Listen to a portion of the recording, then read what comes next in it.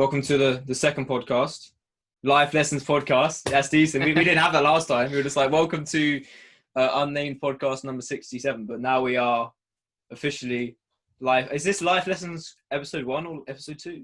2. I guess it's 2, but it's the first one where we're at officially Life Lessons.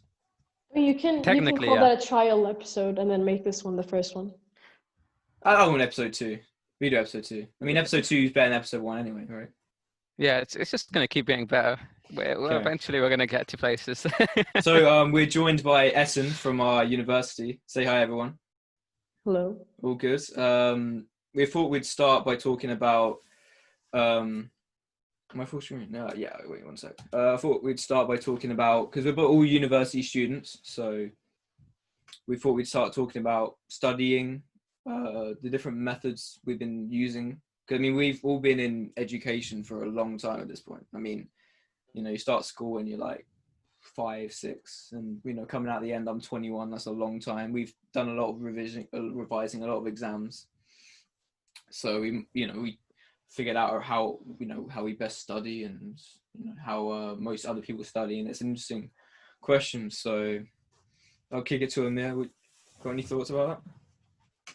Well, one of the things that I like most when it comes to studying is setting up a nice environment, getting your table ready, getting your chairs ready, getting a nice hot cup of tea, whatever drink you like. You can have tea, you can have a hot chocolate, you can have coffee, you can have some water, or if you want to be fancy, you could have some sparkling water. All right, calm in, man. Or what about you guys? What do you think? Essen, what do you think now? What do you like to do? So there are also tips about how you can snack as a way of rewarding yourself while studying. I can't do that for some reason because I end up eating all the snacks in one go, and I just kind of forget about what I'm studying anyways. But, yeah. So I find it always better to be like kind of hungry when I go into studying, and I don't really drink anything. Maybe that's not the healthiest habits to have, but yeah, I don't really drink much. But yeah, people keep saying that.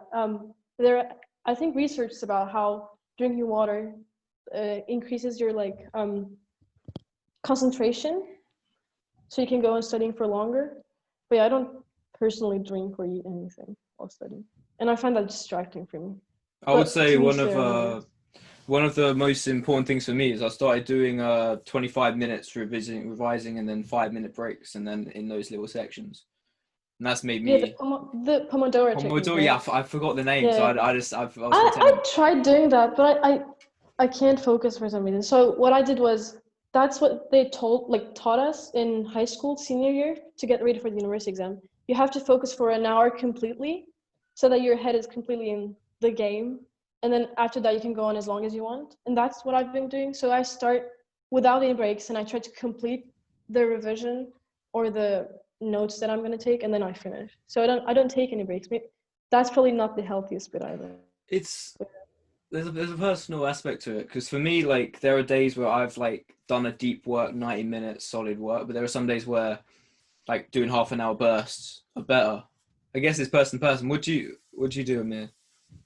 Well, what I usually do is I've experimented a lot. I like coming back to last podcast. I think it's necessary for us to experiment, because when you experiment, you get to figure out what's best for you. And that's the reason as to why it's so important as well, I think, because the people online can just say, well, you have the Pomodoro technique, you have the technique where you can study for 1 hour, you have probably some guy has some 5-hour studying technique where he just studies for 5 hours and then he takes a break for 10 minutes, which, like Essen says, probably isn't healthy for you. But you need to figure out what works best for you. I have been experimenting with the Pomodoro technique, the one you've been doing, and I found some pretty good results from doing that. Yeah, I mean, for a lot of students, I mean, personally, I was never taught at school about 5-minute breaks. I don't know if that is pretty consistent over the UK, but personally, I wasn't really. But opening the conversation about work times and rest times is important, because you need rest times. People say, "Oh, revising for 6 hours." It's like, yeah, but you're not going to revise for 6 hours straight. If anything, even trying that is going to lead to failure, and you'll get lose confidence in yourself. So trying to have the rest work balance is one of the most important things, because we can't do 12 hours of amazing revision every single day. It's not really feasible. But maximizing what you can do in the day and like resting to keep yourself, because you know you mentally lose it, like you just run out of energy, and it's like even if you continue to do work, would it even be that good work? I've done research about how many hours you can work a week, and like it ranges quite a lot from 40 to like less than that, or sometimes a lot more than that, like 60. So it depends what kind of work you're doing as well. Like there's like more creative work, and there's more like if you're just copying notes from a lecture, that's wouldn't take as much energy as if you were writing an essay. So it kind of depends as well. But I've also found I watched some videos online about this subject, and Like study techniques, or like? yeah, I've a couple TED Talks and then videos about the TED Talks as well, and they mentioned how most people revise, especially school. I'm not sure if this is true at university, but they'll just rewrite the same notes over and over again. That's a big thing people do. Whereas it was mentioning how like that's what I do at least. yeah, okay, I don't, but like it mentions like they've done many studies, and the best way to actually practice for a student is doing past papers is like most important things. And I remember talking to Mosen, like, you know, because there's 2 past papers for our degrees, there's like 1 or 2, and I'm like, you know, when I did A-level maths, I did God knows how many past papers, like 5, you know, I did 6 modules, and there was all these 20 years worth of past papers. So like, and then I'm a uni and there's only 2, and it's like, how am I going to get the practice in? So it's a different challenge. But the video also mentioned something called the Feynman technique, which was like, you named after Richard Feynman, I assume. And it's you remember everything you can remember about that subject, you write down on a piece of paper from memory, and then you see everything you've got and you compare it to the notes. So it's testing how much you can actually remember right now, and not just writing it and copying it. It's what can I remember about this right now, get everything out on the page, and then compare it to your notes, and then over time you can see as you hopefully get better. With the past paper one, I think it's just in the UK with the A-levels that you're used to past papers so much. I never had any past papers for my school exams. I only had them for the university exam. Really? In Turkey. No so past. it was no. So it was crazy. new to me that you would have past papers to study for. Yeah, But so I didn't really make much use of them. What I found interesting was I learned better when I taught people the subject, kind of like the farming technique, but I would speak it out loud. Mm-hmm. When I was in high school, I just recorded myself, but now in uni, I just kind of get on Zoom with them and then teach them the subject. And there were a lot of people who needed help with the coronavirus situation. Yeah, kind of like the farming technique, but verbal. I think that's called it's called like the learning pyramid, right? I think I saw this somewhere. I don't know if you know about this, but it's like it illustrates to you what percentage of the stuff that you're revising you remember. For instance, like I think one of the bottom ones was like you said, Mark, just writing your notes or rewriting your notes doesn't allow you to actually retain a large proportion of what you're actually writing down. Whereas what she's doing is very good because of the fact that I think the retention rate was like 80 or 90%. And so the majority of what you teach to others is what you actually do remember. That's so for I think sure. That's one of the good ones. Yeah, I remember that video I was watching, it mentioned the Feynman technique in past papers, and the third one was teach it to someone else, or even if you don't have to teach it to someone else directly, like prepare a lesson plan or something, or make a video of yourself teaching it. That's they did a study directly where they gave someone like material to learn, and they told one of them, go and learn this, and they told the other one, teach someone about this, and then the one who was meant to teach, just you learn it much better. So that's definitely a good techniques. Like if you've ever done presentations at school or at uni, like you remember stuff you did a presentation about 6 months ago, you remember most of it right now because you had to prepare so much and you had to learn it so well to be able to present it to other people. So yeah, it's I still can't believe you didn't have a lot of past papers lesson in your, like, because literally that's all I did. It was all like, oh, this may come up in the exam and that's what we studied for, but we didn't have actual past papers to prepare for. Literally in A-level maths, I had a paper like stacked that big of past papers, legitimately, because it had the course I did was like 2016 to 2008 or something, and I had 6 modules, so I did about 200 past papers that year. That's all I did. That was a But I so think like yeah, for I can't A-level imagine not math, doing that. you kind of explain the way you're doing the question, right? That's what I understand from A-levels. I never did anything related to it. But yeah, people that did A-levels, they were telling me, oh, we have to explain the question as we go along. So even if it's like a line worth of equation, you have to explain it for a page. Is that right? I have no idea. Like writing in English, like or Yeah, like oh you yeah, have to say, oh, no, we use this formula because blah, nah, blah, blah. that's not what I did. Nah, you just Yeah. do the maths. I don't Depends know. on the, well, I think it depends on the subject actually, because for history, well, depends on the subject, like I said. Yeah. For history, you would have, Hey, hey, shut up! I'm doing a podcast, man. Sorry. okay. I tell you Okay. what. After having like 10 of these, we're gonna have like funny moment compilations we can upload as well, or like out of context compilations. Like Yeah, like outtakes and stuff. continue, mate. Okay, coming back, what was I saying? Okay, it depends on the subject, okay? You were talking about history. Yeah, it depends on the subject. Like for history, for instance, you're gonna have to write maybe a little paragraph explaining all the definitions, the terms, and how that links directly back to the question. Because if you don't do that, then a small proportion of the marks are going to be lost as a result of you not doing that, unfortunately. I mean, you have to write essays and stuff for like social science as well, right? Like we didn't Yeah. have that. We only had, or like, when did Fatih Sultan Mehmet die and all, like short answer questions. That's all we Oh, had. is that your history? Yeah. That sounds so interesting, like compared to ours. I wish I was doing the history course.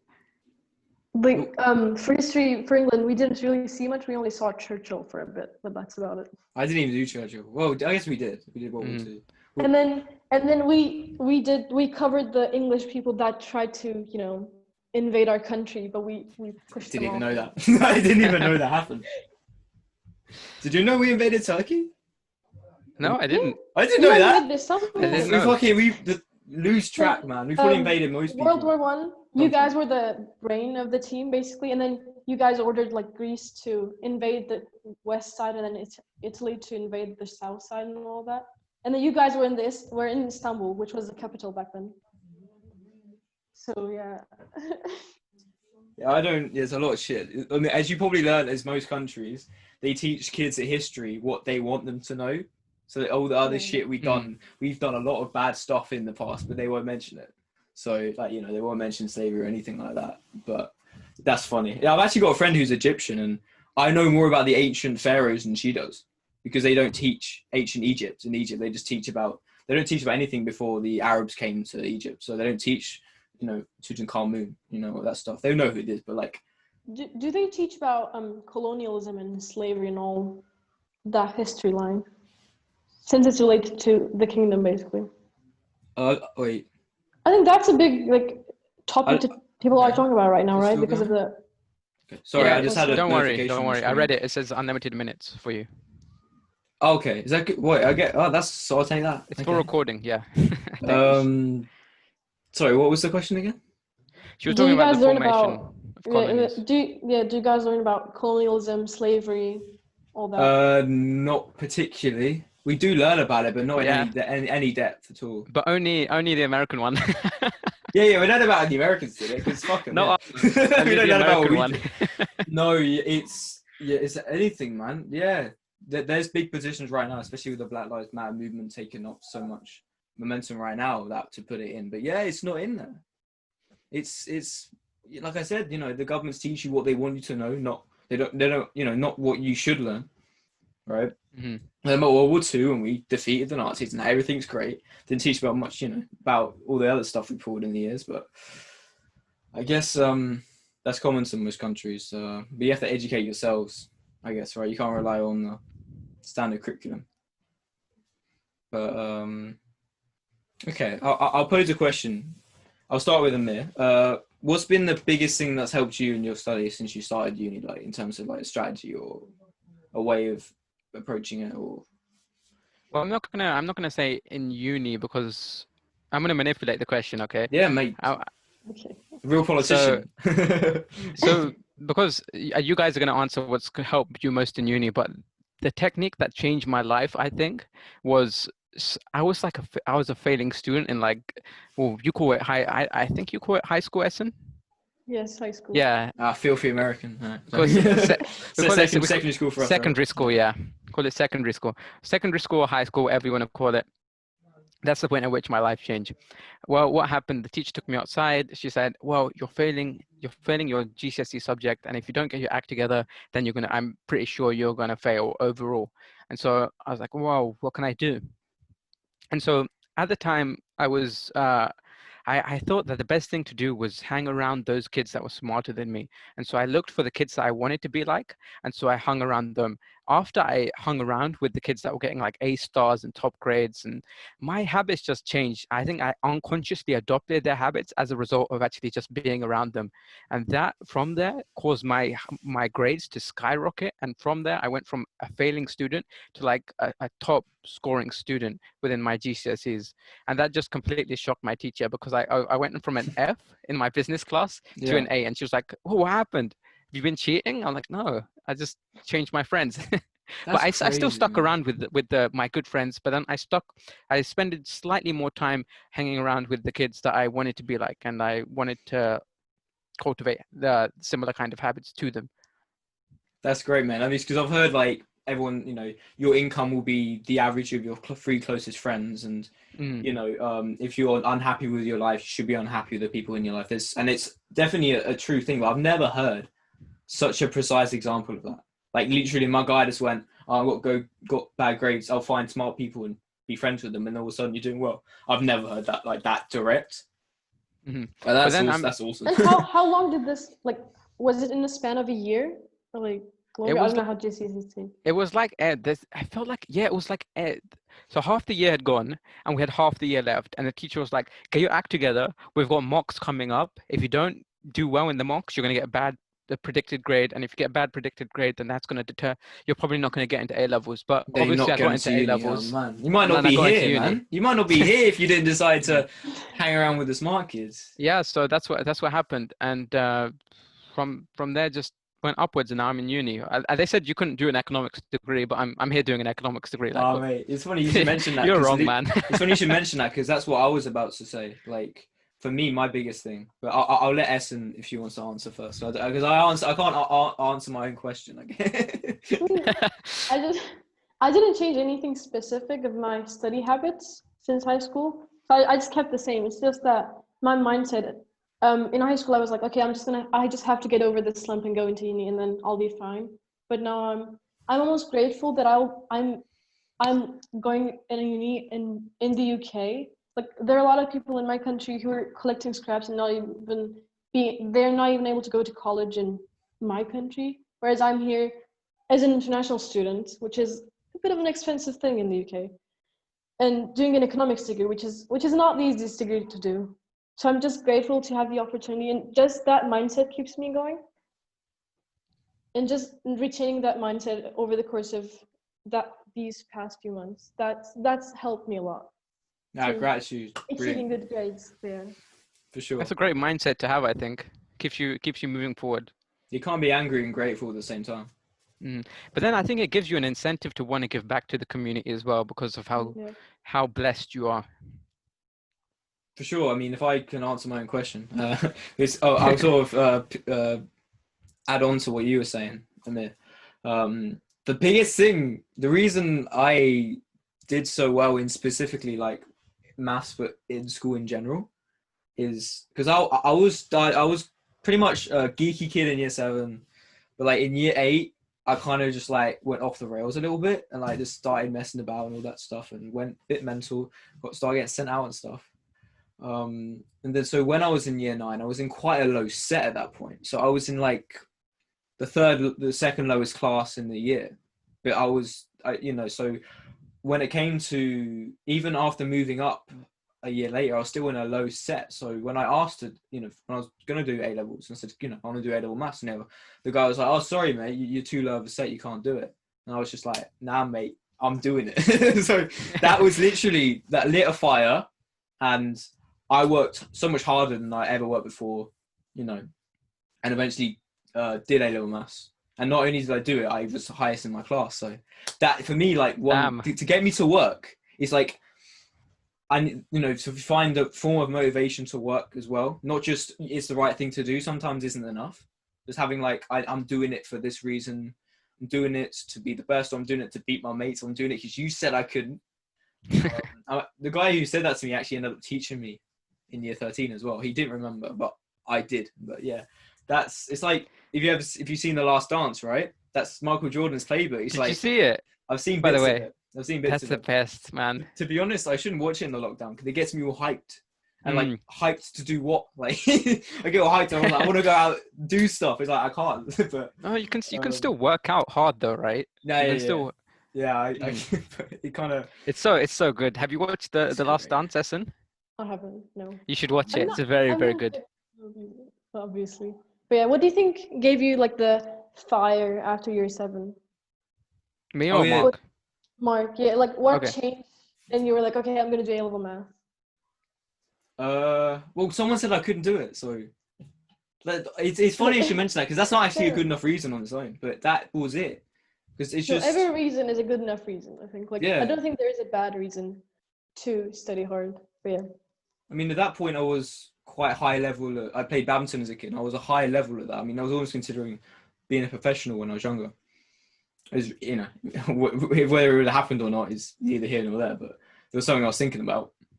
And so I'd always had that kind of a high work ethic. But I guess finding the motivation to put that into my schoolwork is really what made the difference. Because it's like Amir said, whether I don't know, maybe it was the people I was around, probably was to some degree. Like just kind of, I was just doing the, whatever, the bare minimum, and then it's just it's the change in mindset where it's like, actually, and also a big thing I would say is, for me, it was like, from that, I would say, is, we decide how good, because a teacher will try to put labels on you with target grades and all that and sets and say, okay, this is you, they target grades. And my target grades were always like, my target grades were C's at A, at GCSE, right?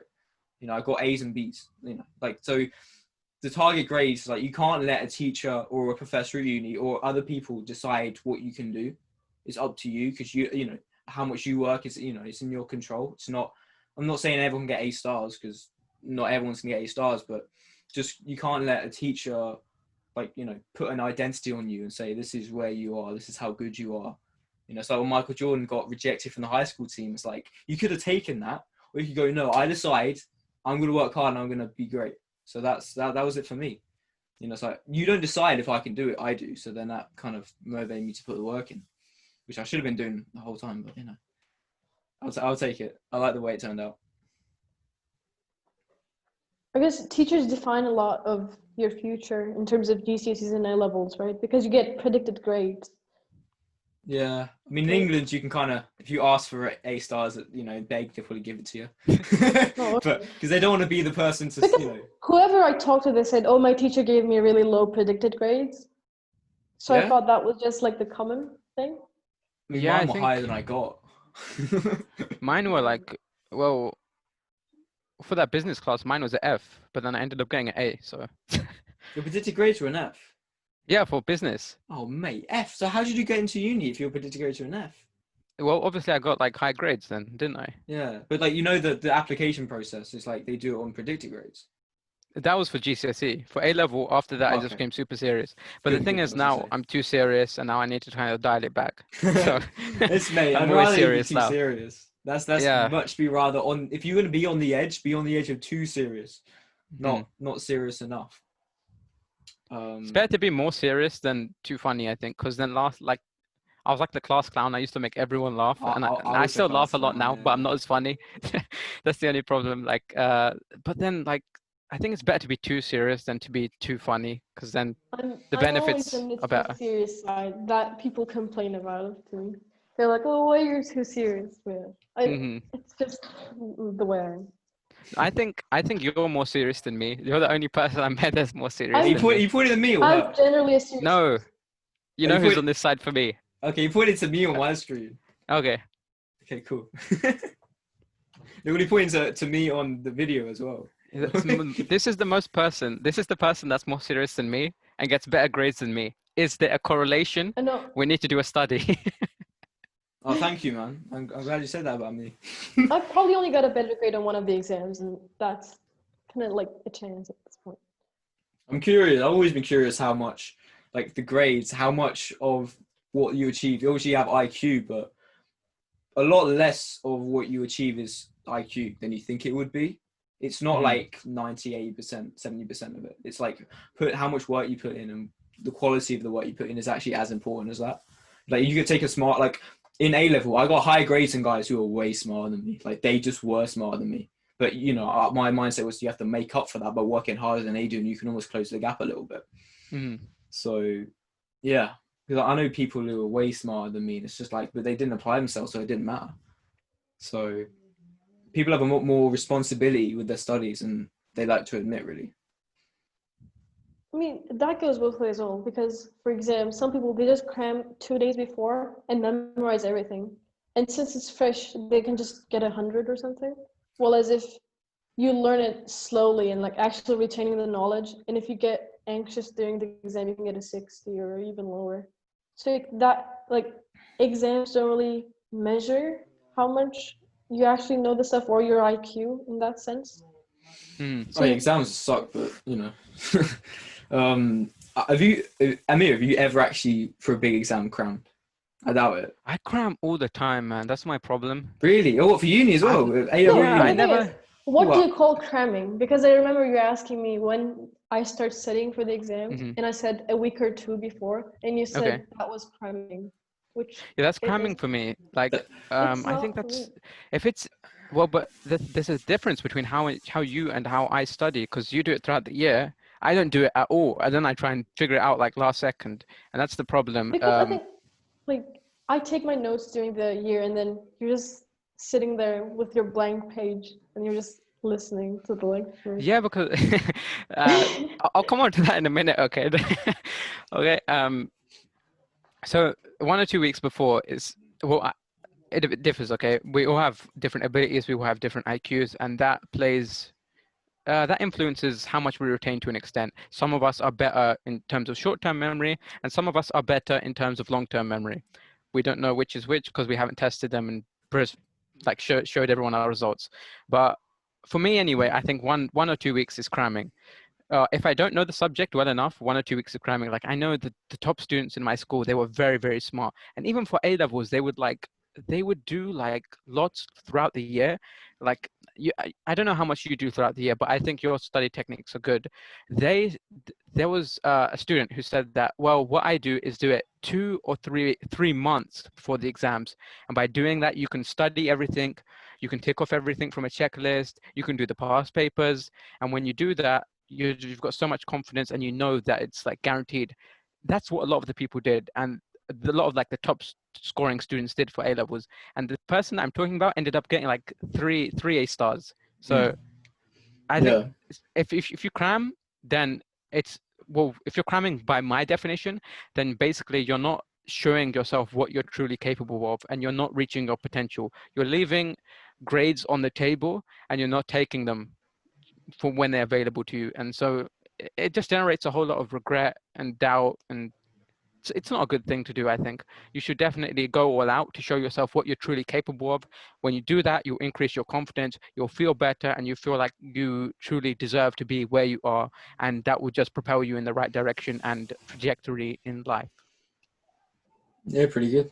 I think, as you said, we all have different IQs and different abilities, so it's just a matter of finding your own pace in a way.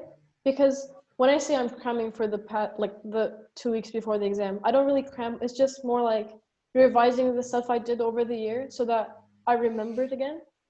So that I don't work really hard for the last 2 weeks. It's just a few hours a day. And like I'm doing the past papers and then doing seminar questions, and that's it. Yeah, but yeah, I get what you mean by cramming. It's a way of like, I missed my deadlines of studying. I missed everything. My grades are on the table, so I only have like a week to make up for all the material I missed. But coming back to what you said, you do it throughout the year. That's the difference between me and you. I don't do it throughout the year, so that's for me. Yeah, I do it throughout the year as well, especially this year. Before lockdown came and kind of messed up, I was doing it. I was trying to do 4 hours a day outside of uni, but 5 days a week. weekends off. Mhm. But that was So, you're trying to stay on top of everything, you know. mhm. So you both do it throughout the year, and so that's the difference between me and you, because I'm just like a last minute person, and I've got into the habit of doing that, and so I just need to break that bad habit. What would you guys say is your this second question? Mark, create the first one. Second Actually, question. how about we do 3 questions? Mark does one, I do one, and then Essen does one. Yeah, go on. I'm Sound the good? guest speaker. Why did I do a question? Well, I know Because you there mean might it's your one and only chance to get a question on the Life Lessons podcast. You got to take it. we need the outside perspective, you know. Okay. fair enough. No, you Okay. can go. You can. Amir can shoot now. Okay, so what's your second best habit, or what's the habit that you think generates the most success for you in terms of grades when it comes to uni? I guess you're asking both of us, right?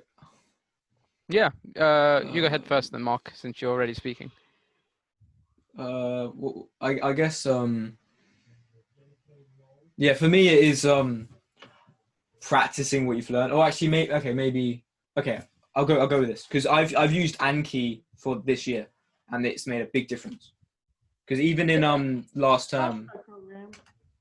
yeah, it's Yeah, kind of like Quizlet. it's used by a lot of doctors and medical students, but it's like you create revision cards and it does spaced repetition. So if I have a card and I get the answer right, it won't ask me till tomorrow. If I get it wrong, it asks me again, and it spaces it out, which is great for the way we learn. Spaced repetition is how we learn. So that helped me have, like, in last term, I won't lie to you, I didn't particularly work that hard.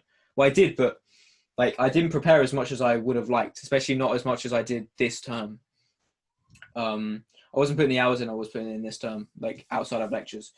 But because I had all I like the day before, I basically, well, the week before, I crammed in the whole course into these past revision cards, and then spent 6 hours the day before the exam going through every single card. Like, it must have been 1,000, because it was 3 different modules. It was finance and economics. But going through all of that and having that fresh in my mind going in the exam, I ended up getting a first in, every exam basically, I think. So yeah, it doesn't have to be Anki. It just has to, it's Anki. It doesn't have to be that, but revision cards are great. I use them in A level as well, like, because it's, rewriting notes isn't the same as actually testing whether you know it. So if you have a card and it has a question on it, you're like, do I know that? If you don't, you learn it, and then you ask yourself again in 10 minutes, and it's just repetition after repetition. Because, like, we have 2 past papers. We can't just do past papers all the time. So we have to find other ways of practicing and applying the knowledge. It's not about learning, it's about applying it as much as anything else. So applying it through Anki, but also, like, I've never really done the Feynman technique revising. I've done it the last 2 weeks before this exam, and it helped me a lot, but I haven't done it for a whole revision season, so I'll have to try that. But applying your knowledge in questions and essays and writing out, not just learning, because learning's great, retaining in your mind is great, but that's not what you get. The exam, that's not what you do in an exam. It's not about what you learn, it's about what you can apply into the questions. So yeah. I agree with the revision card system as well. I write them by hand since I learned by writing. But yeah, on the bus, on the train, I revise a lot. I used to do that a lot more in last term. Now that I'm kind of using Quizlet more since I'm at home all the time. But yeah, revision cards are great. Yeah, I use revision cards quite a lot. I've been recording myself quite a lot now that I'm home alone as well. And for essay-based subjects, I don't know if you guys do any essay-based subjects. I guess you do more like finance and stuff, right? Wait, you don't do finance, do you, Amir? No, I don't. I didn't do I it. did health and qualities this year. Yeah, I'm doing- the only one who does finance. Yeah. Right. Yeah. So I usually take an essay-based elective, and I usually come up with a hypothesis and then build up reading on it, rather than just writing as I go along. So I actually have complete idea of what I'm doing in the essay. I don't like actual planning, but I plan in my head, if that makes sense. So yeah, I found that really good for essay planning, at least. I haven't really got an essay. We do essays in economics, but it's not really an essay subject, I would say. No. Most of it's exams. That's why I did essay-based electives as well, because I needed something else to focus on other than economics. Yeah, Amir, you can answer your own question, mate. I'll answer my own question. Okay. So I'm a lazy student, as we all know. So I wanna know I wouldn't take you lazy, man. You're not lazy. I'm not lazy, but I'm not living up to my full potential. I don't know what I'm truly capable No, of I think because there's a word for it. You're a perfectionist procrastinator, which means, yeah, oh, that's the one. I'm not at my best self, so I Mhm. shouldn't work at all. Like that's your view. So that's why you call yourself lazy while you're not. If that makes I wouldn't sense. agree with that completely. I agree with Not that to an quite. extent though. Like I would say that I'm a perfectionist, but I'm not reaching my level of perfection. But And well, yeah, that's why you technically call I'm yourself lazy as well. yeah, because Are you I too laid back, do you think? mhm. Just No, too relaxed? No, I no. make On the contrary, he's too stressed to the point. Like, oh, I can't write this essay perfectly, so I'm just not gonna write it until the last day. Like that's his mindset, in my oh opinion. no, Like, that is my mindset to an extent. Yeah, I've seen myself doing that sometimes. Like, yeah, I will have like, oh, I want to get like, I want to be like, well, one of the top students, and then like, I kind of like think that I can do it, and then well, I don't know if I can do it or not because I've never actually given it 100%. But I want to be there, and then I just never put in the work to get there, kind of. And so that's a really big fault on my half. But coming back, I digress. Coming back to the main question, which is what habit do you think is important or the most important when it comes to generating results within academia? For university, I think that the best thing I figured out very early on was sitting at the front. I used to, I had a lot of time within university, and so I thought that maybe let's experiment around. I'll sit at the back, I'll sit in the middle, I'll sit close to the front. Let's take a look. What happens here? Well, what I noticed, and a great amazing thing that I noticed is that when you sit at the back, you are far more prone to talking to other people and talking to the people around you because they tend to be very social, very outgoing, and they're laid back. I Cool. disagree on this because I Okay, tried. okay, okay. No interruptions. Okay, He's okay, finish answering the I'm, a- question. I'm halfway through here. I'm halfway okay. So through. Okay, we'll come back to you. Okay, where was I? Okay, so the Sit in people the at the back. back. We've done the people at the back. The people at the middle are kind of cool. They're more focused. They're the note taking type. They like using their laptops quite a lot. And then you have the people at the front. The people at the Fuck those front, laptops, man. Fucking typing noises, man. the people at the front. Well, you hear a lot more noise coming from the back, and that's the truth. I've heard that. I hear a lot more noise coming from the back than at the front. If you talk at the front, you're in a hell of a lot of trouble because the professor can see you. Yeah, yeah, that's good. And he's gonna be like, "What are you doing, mate? You seriously want to do this right now, right here? It's not a good idea to talk whilst you're at the front or relatively close to the front." So what I've noticed is that the best thing to do is sit at the front because when you sit at the front, you retain like 34 to 40% more information, and you don't even have to do anything. Like I noticed that my grades they weren't doing too well, but they went from mediocre grades to good grades, and I didn't do anything. All I did was instead of sitting in the middle or back, I just came in early, sat at the front, and from this, you guys know this. To this day, I've been sitting at the front because of the fact that like it's just a hell of a lot better. You don't have to do anything, and you just retain like 40% more than you otherwise would. I thought you'd been sitting in the front like all of this year, and yeah. Yeah, exactly. I'm not leaving the front, man. The front is the best. Well, it's bad in the sense that you're less social and you don't get as much fun as other people maybe, but then because you don't talk as much, but it's good in this. I'm willing to get better grades and sacrifice the social aspect, but it depends on your You priorities. have the front row gang, which I'm like an yeah, honorary member of. I'm sort of in and out. Yeah, But yeah, yeah, we have people who sit at the front row, and you're right. To be fair, like yeah, also I like got you can people. answer, you can talk to Mhm, the professors more. Like you feel like more you can mhm, answer questions. Whereas if you like, I remember being in finance. You guys wouldn't have mhm. been there, but like I would be near the back and asking a question and going, "What is?" It's actually a big struggle, and it's very funny because everyone's like, "Mate, what are you doing?" Like, what are you doing? It was this guy shouting out in the lecture. It's a lot more nerve wracking than it is to just go, "Oh, what was that?" So it's sitting in the front. I mean, if you, from what you said, is it depends because if you sit with a bunch of mates who are talking, like it Mhm. can, even though you wouldn't be talking as much as you would be in the middle, Because I think the thing with you is like you don't mind sitting by yourself. Like, Yeah, I don't care. Like we've walked in together. I'd be like, oh, you want to sit down in the middle? I've got friends there, and you're like, no, I sit at the front. It's like that's the thing. Like people don't do that. People are sheep. But They won't do that. I don't care about my social status. That's the thing. Mhm. Like I would happily sacrifice my social standing just to get more grades. But like, Yeah. but I'm happy with sitting at the front because I know that I have the mindset that, well, I can always talk to my friends later. There's always time after class to talk to my friends. So it doesn't matter if I'm sitting alone because it's going to pay me back at some point and I'm going to be thankful for that. I don't know. I experimented in like the first month or two about where to sit. Middle is my favorite. Like I don't like sitting in the corners anyways. But in a few classes I sit at the back and I was alone. Like I wasn't with a group.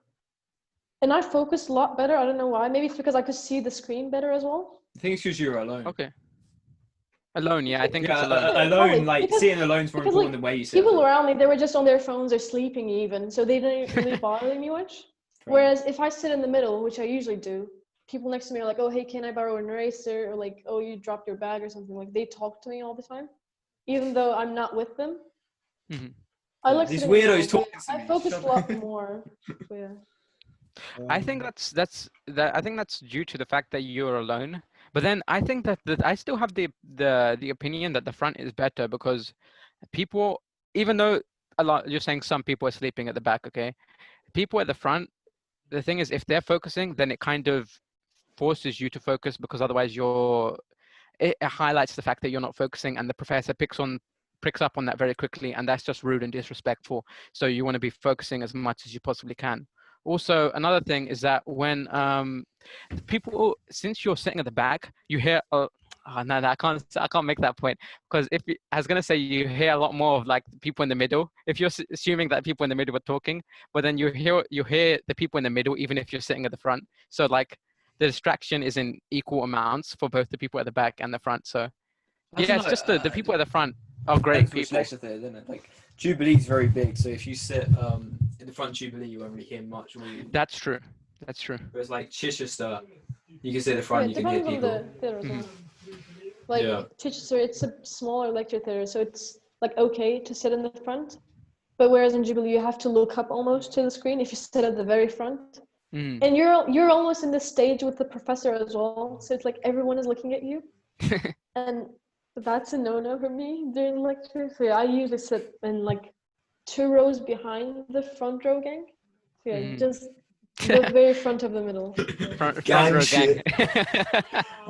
But to be honest, I think for me, it's like where you're sitting is obviously a factor. I think it's a mindset. It's like, because especially I found myself falling into this sometimes because the lectures would be the only time I actually see some of my friends. Like some of my friends I don't really see otherwise in the lectures, but it's like I can't. So you could almost see lectures as an opportunity to socialize more than an opportunity to learn. But trying to flip that and say, okay, I'm in the lecture to learn. It's nice seeing everyone, but if I want to, socialize with people, I should do it, at the pub or something, or like not, because you can have this. It's like I'm not going to this lecture to see my friends. I'm there to go to learn and then second talk to my friends, because you can. So I know some people, it's like school. They go to see, they go to lectures to see their friends and talk first, and then the fact there's a lecture is kind of second to that. I think so. I learned the lecture first, and then go into the lecture theater. Like I take notes first from. I'm glad you mentioned that. Yeah. Yeah. So I'm not that. Maybe I'm not that focused on. Okay, I need to learn everything in this lecture. That's my only time.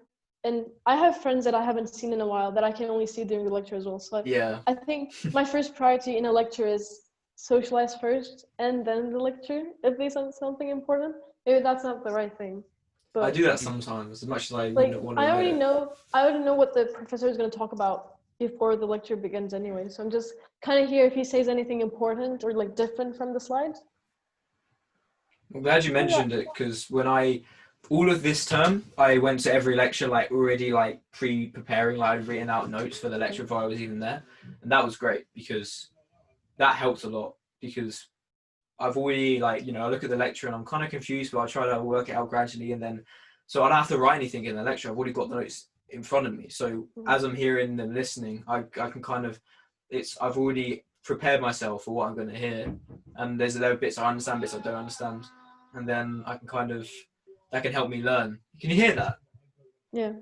There's a lot of dead air time, but my brother says hi. Hello. But Hello. shout out to anyone actually still listening to this, because it's like, it doesn't actually say how long, because that's the thing about Skype. It said how long, which is kind of, I'm always aware of how long we're Yeah, talking. it can be 2 hours, 24 hours. We would have no idea at this point. Yeah. Also, I assume I have unlimited now, because it had that thing. Because we said it'd be 40 minutes limit. No, it's because we're on the Sussex license. Shout out to Sussex. My 9 grand's going somewhere. Nice to see it's going to Zoom podcasts. Oh, damn, I'm just using a regular account. I'm using like the account for my personal email. I think it's because I opened the meeting, and Yes. I Okay. immediately. Well, I mean, I guess I can. Yeah, I guess in the future, me and Amir have to open the meeting with our Sussex accounts. Mm-hmm. Otherwise, we're gonna get like half an hour in, get cut off in the middle of a very productive conversation. Mm-hmm. But you know how Joe Rogan has people like regularly on his podcast? Yeah, we can do that. Yeah. Yeah, we could do regularly. Yeah, we could do regularly for sure. Mhm. I think like we shouldn't have maybe now not have a podcast without anyone, even if it is someone we've had before. Mhm. I think there's always new things to say to people. I mean, We're always learning new stuff. we gotta get Rashad on here, man. I swear to God. And Mosen as well. I'll try not to mention like how everyone takes a piss out of his maths, but we have him on. Like, Not everyone. not I say everyone. everyone. I take the mick out of love because he's actually a really nice guy. Well, I don't, man. I mean, I like Mohsen. He's very nice. Mosen's a really nice guy. Yeah. He's the best teacher in my opinion. Rashad takes the cake. Rashad. He wouldn't take your cake, man. He's a runner. Well, you know, he'd take it and I wouldn't be able to catch it. Yeah, he'll take I it. wouldn't be able to but he get it wouldn't eat back. it. I've actually started Yeah. running now, so I've run a lot in the lockdown, so I might actually see if I can go to Mosen's running club. Is it Wednesdays? Not Mosen, Rashad's running club. But man, I think it's like Wednesday afternoon. I think, yeah. Wednesday afternoon. He did it when he like had it when we had a test, and he was like, "Oh, why did no one come?" Yeah. I was like, "Oh my god, I had a test, man. You made it." So what you But made? You I don't did know the if test it will there. still go on with the COVID and all that. Yeah, COVID. I guess we could talk a bit about COVID and what it was like trying to have exams in the middle of COVID and what it's like studying in general. But I guess SN, have you thought of a question? Yeah, I did. No, But it's well, not COVID. no, it doesn't need to be because we're gonna. Okay, The COVID topic's gonna be done to death. To be honest. We talked about what's best, like what's our best habit. What do you think is like the worst habit that prevents you from getting your worst best habits. grade? Um, Amir can go first if he knows any. yeah, you go for it, mate. If you know. Or I can go first if you want. For me, it's hard to pinpoint one thing. It's not that I've got a million, but I don't know. I need to think about it. One YouTube I have to take. Never thought that we'd be exposing ourselves on our own Hey, that's the podcast. title, like university student exposed or something. Exposed by our own guest. We can make a thumbnail. There's a thumbnail. It's not going to plan. Okay, who wants to go first, me or you? You go, man. Yeah, I don't know what I'm to say. Okay. I can go first if you guys. Yeah, can. you can answer your question. That'd be quite funny. Okay, you go first. Okay, I think I'm easily distracted, and that I think what prevents me from getting the best grades, like the Pomodoro technique. I can't do it because in the 5-minute break, I just get distracted from cleaning my room or like social media or whatever. But yeah, I'm just really easily distracted no matter what I'm doing. It can be the most interesting guy I've ever read in my life, but I still can be distracted from like a phone call or something. So yeah. Yeah, that's the good point of the Pomodoro technique is, like, for me, I had to specifically do it, like, when I was resting, I would leave the room I was in and walk around and, like, maybe not have my phone with me or something, but yeah, sticking to the 5 minutes is the most important thing because that could become 15. It's like, you know, what you're doing. But my own personal worst habit, God, I guess I would say, well, okay, there's kind of two. I guess the most important one would be I don't do essays soon enough. I leave it to the last 2 days because I just don't do it. Like I have an essay. If I have an essay due at the end of May and I get it in the beginning of May, I won't do it till the end of May. I just won't do it for some reason. Like I need that fear of the deadline to make me do it, which is a bit annoying. That's probably my worst habit, which is weird because I'll revise 3 months before an exam, but I won't do an essay until the day it's due, like the day before. So that's kind of weird. It's a bit weird there. Also, like I guess I don't practice when I'm doing practice questions, especially for like maths. I don't tackle if there's something that's really hard and if I really don't understand it, I'll sort of give up sometimes. It's like if it's too hard. It's sort of like that's what I do. Yeah, because it's like it's very it gets you almost like stressed. It's like I mean it's like the same as in a workout. There's a graph where it's like you can have flow, you can have stress, and you can have something too easy, too hard. And for me, stuff that's too hard isn't really too hard. That I should really just do. But yeah, that's me. So I'm done exposing myself. I'll get cancelled on Twitter for some of this like awful study habits. Time for you to expose yourself, mate. The moment has come. The moment I've been dreading. Okay. I think you know my worst habit already, though. It's leaving things to the last second. Leaving things to the last second. It's just. But that's not original. Mark said that. That's what I said. No, I said it before him. But the thing, but for me, it's like specifically essays, because like if I have an exam, I won't leave it. Yeah, mine's different though, so I can say that. Mine's everything. Okay. Mine's everything. It's essays, it's exams, it's what else? It's just getting ready on time. I'm getting late to university. No, you're always way earlier. Yeah, you're not late, man. Well, I'm like one of the first people there. Sometimes I'm just me alone. I'm watching videos in the lecture hall, but like when I'm living at home with my parents, they have set a very high standard for me. So like, let's say I have an appointment for 7 a.m. My dad will be like, "Get up, you're late. It's 5 a.m." 5? Nah. It's like 5 a.m. At least, not 5. No, you have to be quick. You have to be very, very quick. When you have strict Asian parents. Yeah, I don't know. Then you'll experience this feeling, man. It's hard. So it's just. I'm not sure. I don't know when that would happen for me. Mm-hmm. But I'm not that late with uni. Okay, my worst things is essays and also exams. Like one day I didn't even like schedule it into my calendar. That I had my elective is psychology. I didn't even schedule it in my calendar that I had a psychology exam for tomorrow. So I get my phone. I'm like, when's my exam for? And then I'm there watching Netflix, sitting on the sofa at 10 p.m. And then my exam is tomorrow at 8 a.m. in the morning. And I'm like, it's 10 p.m. What should I do now?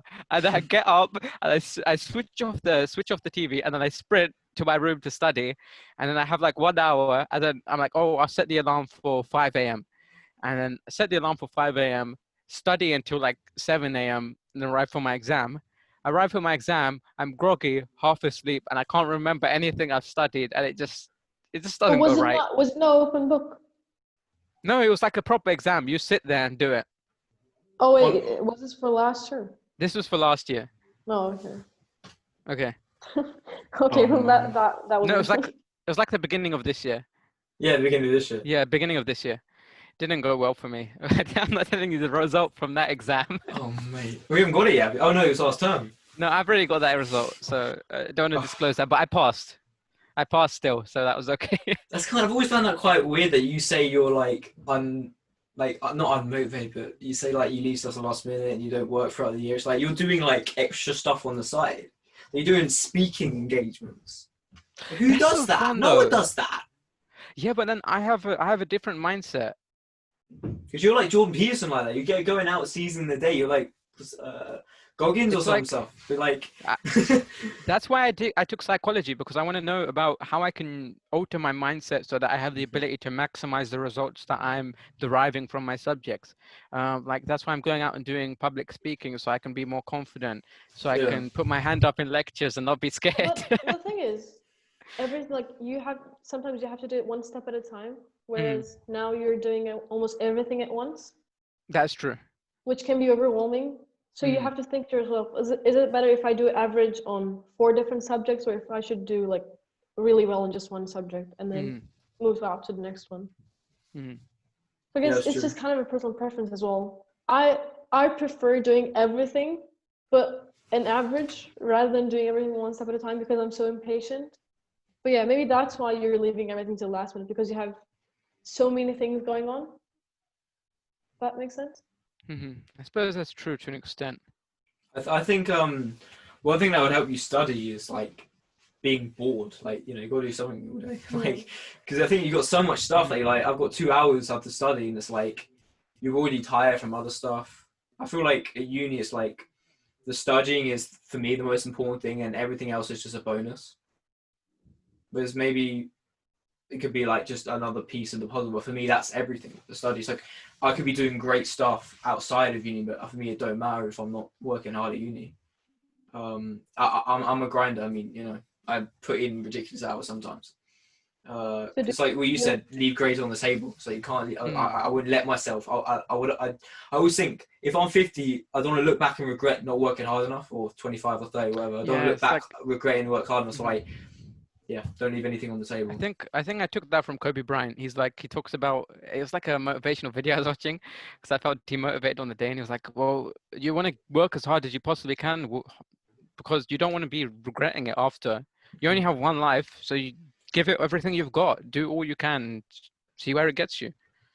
That's the thing. Like a lot of people have fear of failure in their life, but for me, I've never really had fear of failure personally, just because I'm more scared of not trying at all. And I know if I don't try, I'll regret my life and I won't do the things I want to do. It's not failing that worries me. It's not trying and not doing the things I want to do. I'm more scared of that than I am of failing, actually. So that's actually kind of that's a Peterson thing. But Kobe Bryant's great. Kobe Bryant and Michael Jordan, like that American, you know, you got to rise and grind mindset is brilliant. It's helped me when I discovered like some American motivational speakers and stuff like that. That's really another thing that really led me to working harder at school. When you realize, you know, with hard work you can achieve things that aren't realistic for your teachers or your parents or whatever, or even you at the start. But that was a good question. We've got 3 solid questions in there. Essen, what's your biggest fear? What are you scared of when it comes to academia? Or just academia, not in general. Not in general. I'm scared Don't give me your fear of heights. I don't know. I guess not being able to find like a purpose to study, like losing my purpose to study. Because I have a clear purpose and a passion to learn right now. But if I lose it, what's going to happen to my pattern? Because my life is so much around studying right now that I almost sometimes feel like I don't have any other personality traits, which is what we talked about with Amir. He was like, oh, what do you do for fun? I was like, I just study. I don't do anything else. But yeah, I guess just losing my purpose and passion for it is my biggest fear. Would it be losing motivation, or is it losing discipline? Yeah, just motivation, yeah. Because my motivation is what gets me to have my discipline, not the other way around. I watched a great video by, I don't remember, is it Jack Kirby? God damn it. He's a big YouTuber. He did a big video on the detox, and it's like his thing was motivation and discipline run out, you know, and so it's more important to have your environment conducive to working. So not having Instagram popping up on your phone, not having Netflix on all the time, not having, you know, to stop yourself eating junk food, don't buy it, you know. So it's like, instead of wasting, like, because you're not always going to feel like studying, but if you create an environment that makes you easier to study, so like make the choices, I'm bored, I can study or I can read a book, instead of I'm bored, I can watch Netflix or I can scroll my phone. So that's an interesting perspective, because I've always thought it's, you know, the person who's the most motivated, the most disciplined wins, but it's not always that. It's also your environment, the environment you build as well. So I will learn that guy's name. Is it Andrew Kirby? I will learn the guy's name. Because he deserves the respect. The man deserves the respect. Have you seen that video? No, I don't think I have, man. Haven't been watching too much. too much what do you call it, motivational videos recently. I've been watching today. I didn't do much. I just watched I watched anime. Fair, mate. That's all. I mean, I did a morning run and some chin ups, but after that, yeah, just watching Until Dawn playthroughs. It's a lot. I have to get ready for my. Sorry to interrupt. I got to get ready for my meeting soon as well. Yeah, so it's got a Toastmasters meeting at 7, so I have to get ready for that. Oh, okay, yeah. Yeah. How long have we been going? Oh yeah. We can't. We started about more than an hour. 5:30, I think. 5:40. That's good. That's good. We So, started about 5:15. Speaking about distraction, I feel like what gets you distracted. It's not Mark, by the way. You know. Me, my screen. It's me. Right, I know it's you on your screen, but Essen, yeah. wait, where are you on my screen? Where are you on your screen? I'm right. Essen's left. You're underneath. Essen, where am I on your screen? Amir and Mark. I'm underneath. Oh, Yeah. so I am here. So I'm pointing the right way. That's mad. Yeah, on my you're screen, I'm top. You're there, and Amir's on. Anyway, but the thing is, like, you understand, my screen's what the views will see. So when you're going, you're great. They're thinking, oh, I'm great. So anyway, go on. No, giving out the wrong compliments, man. It means so much that you said that. No, I'm joking. You're great. You're great in your own way, man. There's a lot of things I admire about you, like your work ethic. You work really, really hard, man. I'm happy to have you in the front row gang. You don't have to cover up for yourself, man. Feels bad, man. Coming back to what I was saying. Yeah, say what you Distraction. I think maybe I have a tip that might help for you. I did figure this out recently. It's a very simple tip. And you're probably going to be like, well, I knew that anyway. This guy's just chatting rubbish. Okay. So the thing is, as of recently, one of my close friends said that what he does is put his do you get distracted by your phone? I do get distracted by it. Yeah, you struggle. And I know what you're going to say. I saw you in the library. On, like, airplane mode or something. Mm-hmm. No. But that doesn't work for me because I've been living alone. Like, I've been living with someone else that I had to take care of for the past 5 years, and now I'm living abroad, so that I need to be reachable at all times because I have, like, caring, almost Asian parents, if that makes sense. I don't know what race I am, but yeah. Mm-hmm. So yeah, I have to be reachable all the time, so I can't do the airplane mode technique. But yeah, I know what you're gonna say. Is that what you're gonna say? I guess so. Well, no, it wasn't exactly. I was gonna say, like, one of the things that I recently discovered was just locking my phone away. So I just lock it. We talked about this last podcast. Just locking it away, then you don't have the option to go onto it. Yeah. But it depends on your priorities, right? If you have caring responsibilities, or if you have people looking out for you, then you don't want to alarm them by just leaving your phone somewhere else, and then everything may go into haywire as a result of that. What I've been doing is, so I have all of the important people on my, like, favorites. So even if I put it on, like, do not disturb mode, they can call me. And I just have the, yeah, it does. Cool. I didn't even know that was a thing. And I have an app that I think it's called the Forest app. It's quite popular in, like, the study community. Oh, I know about that one. It's great. So, like, you get a treat every time you work. So, like, it's a bit of rewarding as well. You can't use your phone while that app is on. So yeah, I've been using that. It helps a lot. But since we're not really studying that much right now anyways, I haven't been using it. For me, instead of, like, not using your phone, it's delete the apps that are the problematic apps, because you can't, for me, it's like, I don't actually have Instagram, and I don't have Twitter, and I don't have Tinder or whatever. Like, whatever apps people are wasting their, like, spending a lot of time on, I don't have it. I only have Facebook because you need it to log into apps, and you need it for uni and stuff, you need it for societies. But that's the thing, it's like, that helps because my phone's here, but I don't look at it because I'm not really talking, except for WhatsApp. I don't actually, also on WhatsApp, I don't get notifications. I just have the noise. You don't even listen on WhatsApp, man. Forget WhatsApp. You don't even listen on WhatsApp. I didn't, by the way, you sent me a message. I didn't get a notification for that when you sent in the banner. Yeah, exactly. I didn't get annoyed. I didn't even have a number 1 appear above it. I don't know what that was. But anyway. What were you saying, Essen? Sorry. WhatsApp isn't that popular in England, is it? No, it is very popular. It's like the basic messaging app people use in Turkey. Like, they don't It's use not it as anymore. popular as it is popular, but not as much as it would be for people in like different countries in Europe. Yeah, I've noticed that. WhatsApp's like Mhm. WeChat in China for everyone else. It's like that's what everyone Yeah. uses, you know. Whereas in England, Yeah. it could be Snapchat. In England, it's more like People use a watch lot of this Snap. Snapchat, In England, like it's like Mm. watch your which I Snap. That's your find thing. That's the thing. really annoying, but okay. That's just that's England. Like in I guess Snaps. in England, like if someone would ask contact, they'd probably ask for a Snap. It's just at uni they ask for WhatsApp. I think. You know, I didn't have Yes. WhatsApp before I was at uni. And I think people ask for WhatsApp because they're international students. Like, Yeah, I don't know when about. I Yeah, came that's in, true. everyone Don't be asked me for calling to their Turkey. Snapchat. Yeah. Mm. Mhm. I would have no idea how to use Snapchat. But yeah. Yeah, otherwise your bill's gonna go up like exponentially in a very short period of time. If you're Oh, not using mate. WhatsApp, right? Yeah, like my mates, I've got friends, friends in Spain and that. It's just like, WhatsApp's a lifesaver because it's like I just Mm. talk to them and, oh, you're in Spain, that's cool.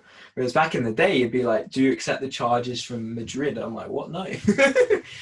So I'm not calling that, man. I'm not even that bothered. But yeah, for me, I was saying like, I feel like half the puzzle is using your phone, half the puzzle is what is on your phone because. Mm. There are great apps and there are apps that aren't really like I feel like our generation kind of addicted to social media quite badly. And I feel like some people I'm not saying no one should use it, but I'm just saying I feel like if everyone took 2 weeks away from it I feel like you could take back and then assess whether you like it as much as you thought you did or it's as good as you thought it did. And it's because some people it's just a habit. It's like if you take some time away and then you can reevaluate it and say okay maybe some people would be glad and want to keep going. Some people go back but like Mm. It's you like I don't think. learning time without it Mhm.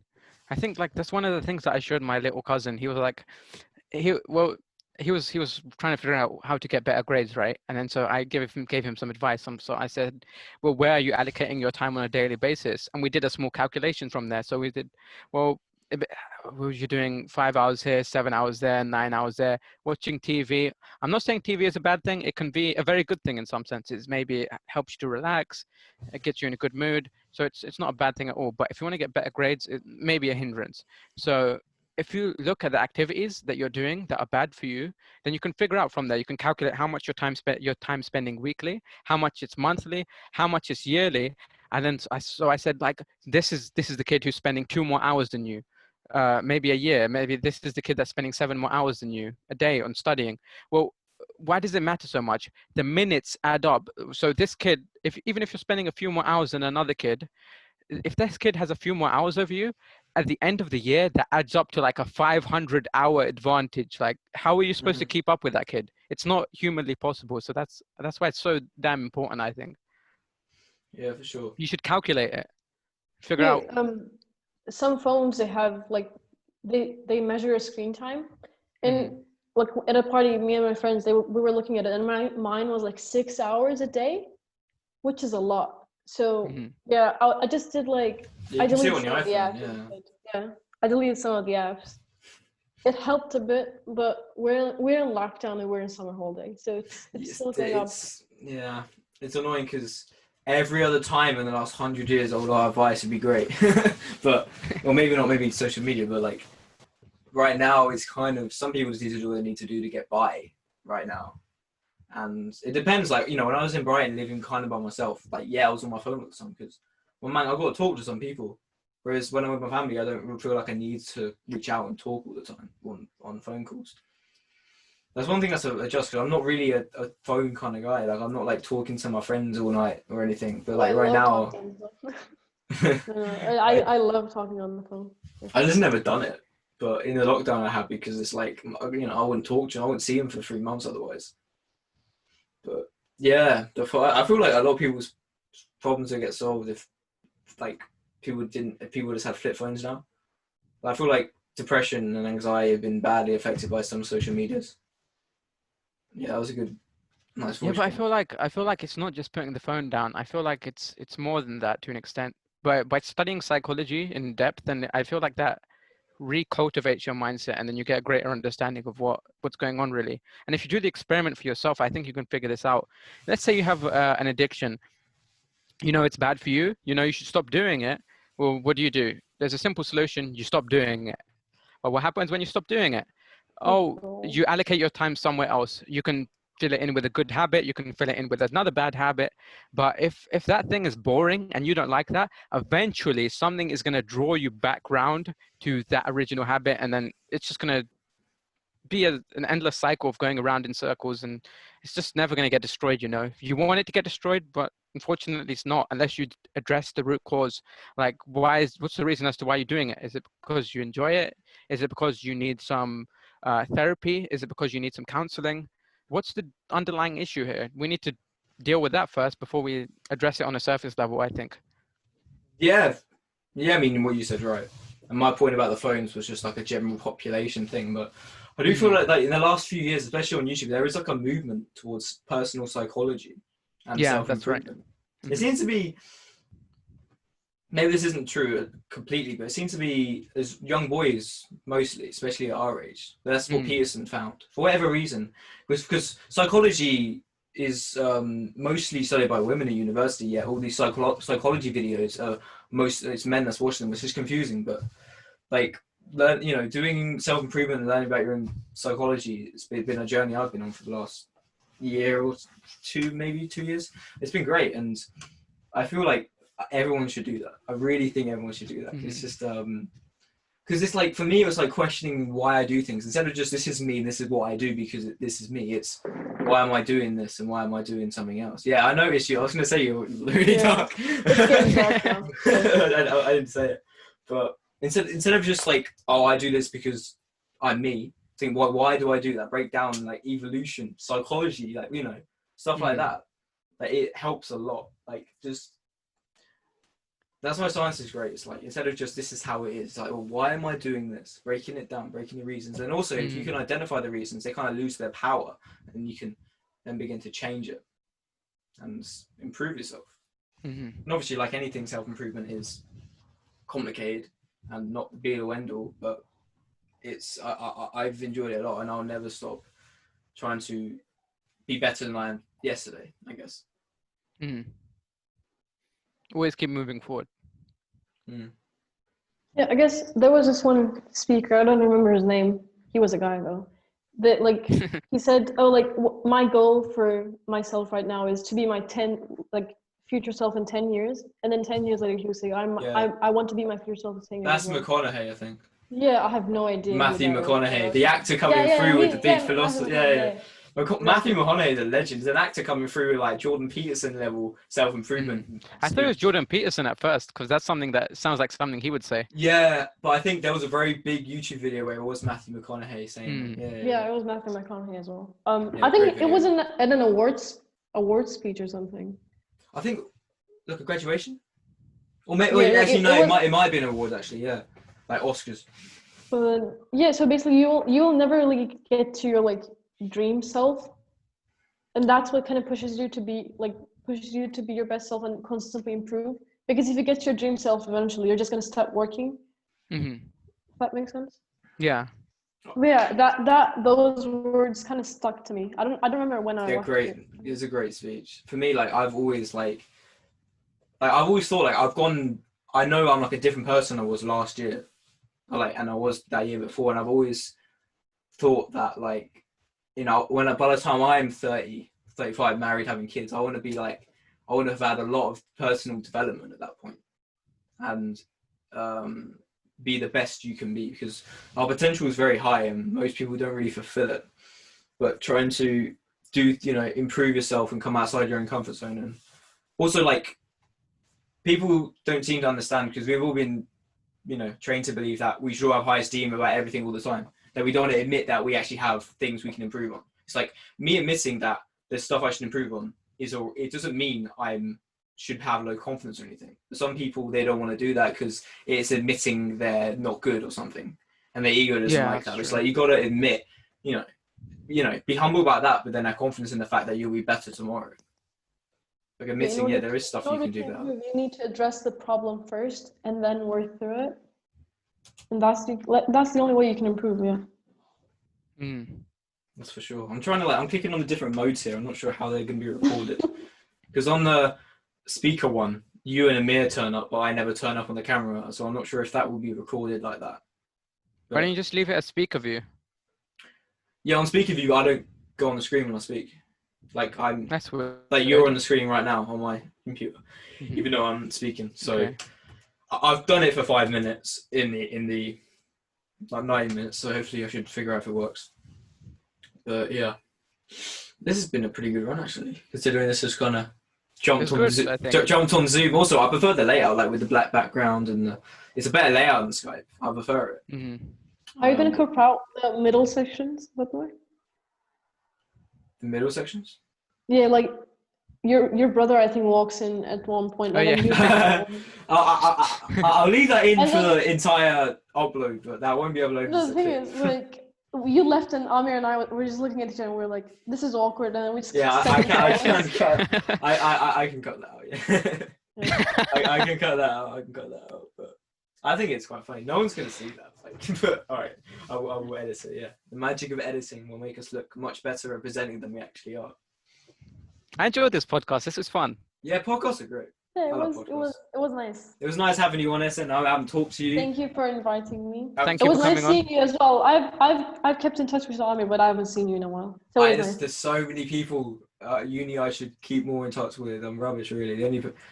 Yeah, it's only really James I'm talking to that much. Like I've got to remember Me and to. James, we've been trying to arrange a meeting for the past month, and every day, either I or him, we're like, oh, let's do it tomorrow, and then we forget about it. We're supposed to talk tomorrow, but we'll see how that I'm goes. hopefully Stu- going to be seeing him in France. You know, sneak. Hopefully the government doesn't see this video. But actually, I think it's actually all legit now. Student problems, man. Yeah, first world problems, man. We're so we're so repressed, isn't it? I can't schedule my Zoom call, man. To be fair, like I have that all the time with like I have a friend, an Egyptian friend, and we're like, oh, we'll talk tomorrow, and then it's late. So I don't know. I've just had a run. We'll talk tomorrow. I've just done some Spanish. Let's talk tomorrow. It doesn't happen. You guys, I do it now. And there's also friends I know who don't reply, and I give up. Yeah, I give up with those people. It just takes too much time. Well, here's Tomorrow the never thing. comes. Here's the thing. Like sometimes I won't reply, but you don't understand the level of some people. And if there's a girl and she sees this, you fucking are. Like you man don't reply for like 2 weeks later. It's like, oh yeah. It's like, come on, you reply 2 weeks later. Yeah, but I think looking at the time here, but going into you this. got to I go, think- mate. We can wrap this up. No, it's okay. Okay, we'll wrap this up in a minute. Okay. Okay. So looking at it from a different perspective, I used to think the same way. Right? I was like, why isn't this person replying? What are they doing? Like, what's going on here? Like, what's going on? Like, can you not reply? Have you got better stuff to do? Or what? Well, it's been 2 weeks. Surely you can give me like 2 minutes of your time. But then I looked at it from a different perspective. I was like, one day I was like, oh, well, maybe I'm not worth this person's time. This person doesn't want to speak with me. And then suddenly, like, the person says, well, I'm having all these issues. I'm having these mental issues. I'm having these health issues. I'm having this. I'm like, oh my God, like this whole time I thought that this person didn't want to speak with me. I thought this person thought that they were above me. And so like I was insignificant relative to them and they didn't want to speak to me. And so I was like, wow, like I've got to change the perspective through which I see them or change the perspective through which I look at these non-replied messages, because there's a multitude of reasons as to why people don't reply. Like they could be having health issues, they could be having mental issues, they could be having all these issues. And so when someone doesn't reply now, I'm just like, it's okay. Like my really good friend gave me this piece of advice. He told me to sit down and say, well, he sat me down and he was like, listen here, okay, well, always give people the benefit of the doubt, because that's going to lead you to a far, far better place than thinking or interpreting things in a negative, through a negative perspective. And I think Charisma on Command also talks about this a lot. And you probably know Yeah, shout that out. video that I'm talking about. What's his name? Matthew? I don't know. Charlie Hope.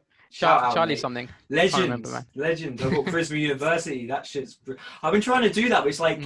It's like how to make a great first impression. It's like got action steps. It's like go and meet 5 people. I'm like, mate, it's a lockdown, so I'm just gonna do that. I'm gonna do that like when uni starts or when the world gets back to some form of new normality. But yeah, shout out to Charisma on Command. That was a good point though, because texting conversations are actually quite a big part of our society now.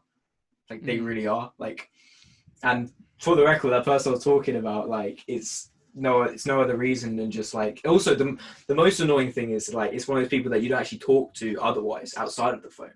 So it's not like, oh, I'll see them at uni. But anyway, yeah. I've worrying about people can think, oh, what, they don't like me, or why aren't they replying? It's just like, for me, it's like, if I've got enough time to realize they're not replying to me, I've got to be doing something. I'm wasting my time. So that's kind of something I try to think about as well. So, you know, like, you know, they're probably doing stuff. I should be doing stuff. Or am I worried about if I haven't got a reply or not? Like, if, you know, that usually means I'm not keeping busy enough, to be honest. But we can wrap this up now if you want. Oh, so go on. No, let's finish with that. I want to speak. You I can used to finish. get really mad as well. I was like, why aren't they replying to me? Because I'm a really fast texter, so I reply immediately. Like if I don't have anything else going on. So I was like, why aren't they replying to me? Are they busy with something else? So then why did they text me in the first place? But then I started thinking, okay, well, they clearly have better things to do and they couldn't spare time for me. But some people, they open the text and then don't reply. They give you the dots. Nah. They give you the dots and then they don't reply. No. I hate those people. Like if you have enough time to read my text, then you surely have enough time to say I'm busy at least. That's disrespect. It's disrespect that give you the dots or something. That's my thought. No, I think it's time to wrap this up, man. If anyone who watched it, if anyone's still watching about an hour, I don't know, it doesn't say, but an hour and how many minutes in, shout out. I reckon we'll have like one person from like a random country who watches every single episode the whole way through. I used to get that on my old videos, just one guy like shout out, like comment, oh, great video. I'm like, okay, fair enough. But yeah, I think this has been a good meeting, man. A good podcast. We got to keep it weekly because these things are good. You're welcome. Hopefully we can have you on regularly. Oh, you talking to me? Yeah, I didn't. Yeah, of course. I can't talk to Mark. I thought you were just randomly talking. I was like, well, man, it's all right. I'm doing it every week now. I can't be inviting Mark on every time, you know. He just joins. Thanks for having me. It was really nice. Yeah, well, you know, you can come back anytime, really. I mean, you could be like Joey Diaz on the Joe Rogan, just anytime, you know, once. Yeah, sure. Whenever. Can't have new guests every time. I mean, geez, like, there's not that many interesting people in the world, to be honest. Oh, I'm interesting. Okay. Yeah, take the comment. But yeah, let me know. Mic just fell. Okay, so. Okay. Thanks to anyone still watching. I'll look at my mic's just falling over now, but that's by the by. Cheers for watching. Like, subscribe, and peace. Live Lessons Podcast. Share it. Instagram, Twitter, Snapchat, WhatsApp, everything. Go mental and comment your favorite moment, but no one's watching this far, but still do a comment, it'd be nice. Okay. So I'll end the recording in 3, 2, 1.